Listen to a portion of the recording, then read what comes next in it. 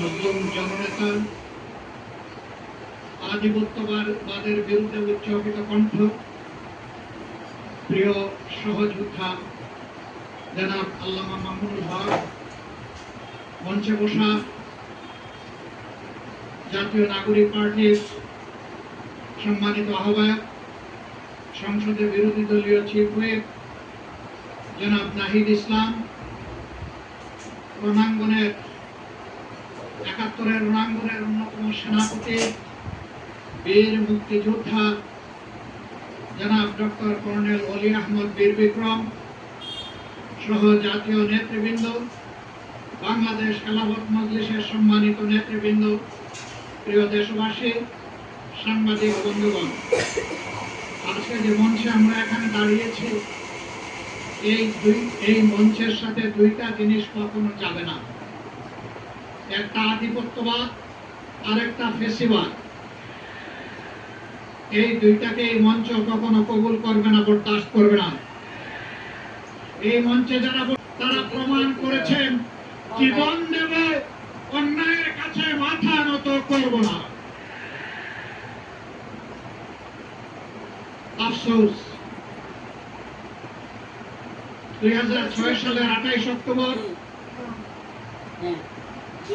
তাদের হাতে এক সময় যারা সকলেই মুসলিম ছিলাম, রাজপথে আন্দোলন করেছি, সংগ্রাম করেছি, তাদেরই একটা অংশ আজকে সরকারে যাওয়ার পরে অতীতের সব কিছু ভুলে গিয়েছে।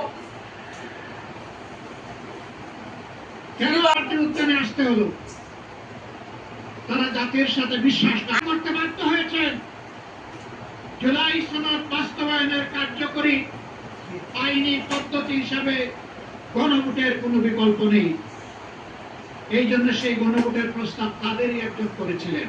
তাদের নেতা নির্বাচনী প্রচার অভিযানে স্মৃতিবিজড়িত রংপুরে দেশবাসী ভোট দেবেন দুটা, একটা দিবেন আমাদের মার্কায়, আরেকটা দিবেন গণভোটে।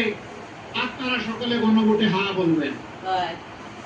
পার্লামেন্টে আমরা জিজ্ঞাসা করলাম, এটা কি নির্বাচনের পরে অবৈধ হলো না আগেই অবৈধ ছিল? তারা কোনো সময় বলেন আমরা 4টার মধ্যে 3.5টা মানে, কোন সময় মানে বলেন যে পুরাটাই অবৈধ। আমরা বলেছি পার্লামেন্টে, আপনারা দেখেছেন একই আদেশে 2টা ভোট, বুঝতে হালাল। এবি পার্টির চেয়ারম্যান বলেছেন 71 সালে জনগণের রায়কে অমান্য করার কারণে একটি যুদ্ধ অনিবার্য হয়ে উঠেছিল। যারা রায় অস্বীকার করেছিলেন তাদের পরিণতি ভালো হয়নি। আমরা বলে সেই মুক্তিযুদ্ধকেই সম্মান করে আবার রায়টা মেনে নেন।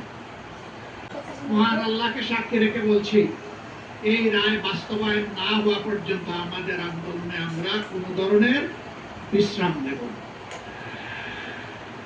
আন্দোলন চলবে সংসদে, আন্দোলন চলবে রাজপথে। নাহিদ ইসলাম বলেছেন একসময় রাজপথ আর সংসদ প্রয়োজনে একাকার হয়ে যাবে। রাজপথ আর সংসদ একাকার যেদিন হয়ে যাবে, সেদিন বালুর পাত দিয়ে নদীর জোয়ার, সমুদ্রের জোয়ার থামাতে পারবে।